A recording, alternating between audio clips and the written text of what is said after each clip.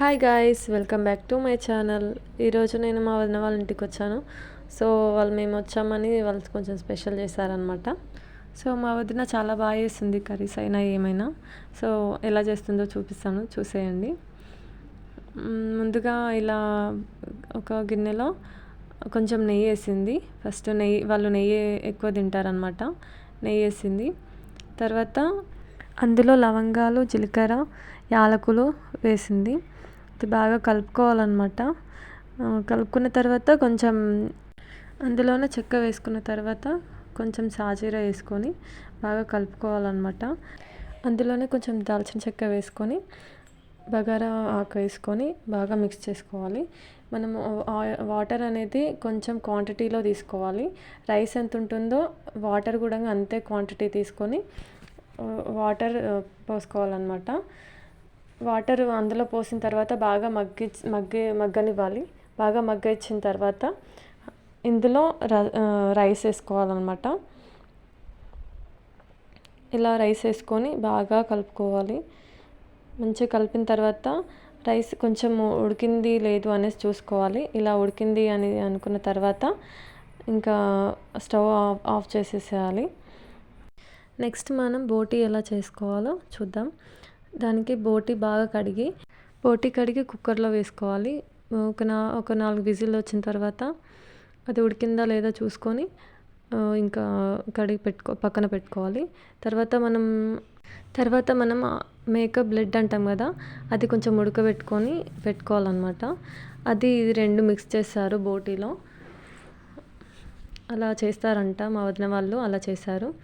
So next కడాయి పెట్టుకొని అందులో కొంచెం ఆయిల్ వేసుకొని 2 పచ్చిమిర్చి అలాగే ఆనియన్స్ వేసి బాగా మిక్స్ చేయాలన్నమాట.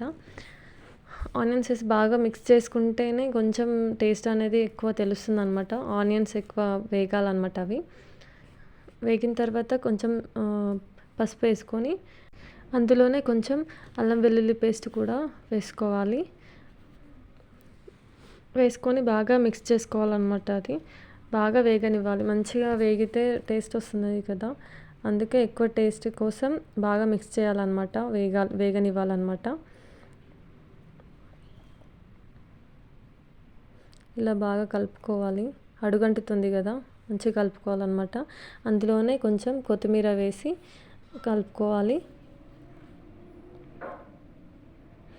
అందులో మనం ఇందాక మేకప్ బ్లడ్ అన్నాం కదా, అది ఉడికించింది ఇలా ఉంటుంది. సో అందులో వేసేయాలి. బాగా మిక్స్ చేసుకోవాలన్నమాట. అది మంచిగా ఆయిల్లో బాగా వేగనివ్వాలి కొంచెం మంచిగా.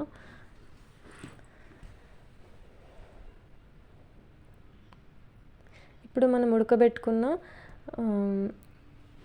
బోటీని అందులో వేసి కలుపుకోవాలి. కొంచెం మంచిగా కలుపుకోవాలన్నమాట.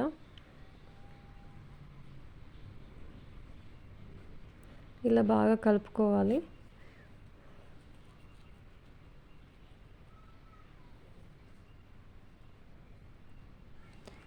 ఎంత బాగా కలుపుకుంటే అంత మంచిగా ఉంటుందన్నమాట టేస్ట్. మొత్తం మిక్స్ అవ్వాలన్నమాట. ఇది మిక్స్ అయిన తర్వాత కొంచెం కారం వేసి కలుపుకోవాలి. టేస్ట్కి సరిపడా ఉప్పు వేసుకొని బాగా కలుపుకోవాలి. మన బోటీ రెడీ అయ్యింది. ఇలానే ఉంటుంది. కొంచెం బాగా మిక్స్ చేయాలి. కొంచెం ఆయిల్లో బాగా ఫ్రై అవ్వాలన్నమాట. అది నెక్స్ట్ మనం గరం మసాలా వేసి బాగా కలుపుకోవాలన్నమాట. కొంచెం సేపు అది మిక్స్ అయ్యేంత వరకు బాగా కలిపితే టేస్ట్ బాగుంటుంది. ఇంకా మూత పెట్టేసుకోవాలి. ఒక 5 మినిట్స్ అలా మూత పెట్టుకొని ఒక 10 మినిట్స్ అలా బాగా ఉడకనివ్వాలన్నమాట. అది ఉడికిన తర్వాత బాగా ఇంకా మంచిగా ఉంటుంది అన్నమాట. ఫ్రై అవ్వాలి. ఇంకా చూడండి ఇలా ఉంటుంది ఫ్రై. బాగుంది కదా. సో మన బగారా రైస్ అండ్ చికెన్ కూడా చేశారు మా వాళ్ళు. చికెన్కి టైం పడుతుంది అనేసి, లెంతీ అవుతుంది వీడియో అనేసి తీయలేదు. ఇంకా చికెన్ కర్రీ చేశారనమాట. నెక్స్ట్ బోటీ రెడీ అయ్యింది కదా. మీకు కూడా ఈ వీడియో నచ్చితే లైక్, షేర్ అండ్ సబ్స్క్రైబ్.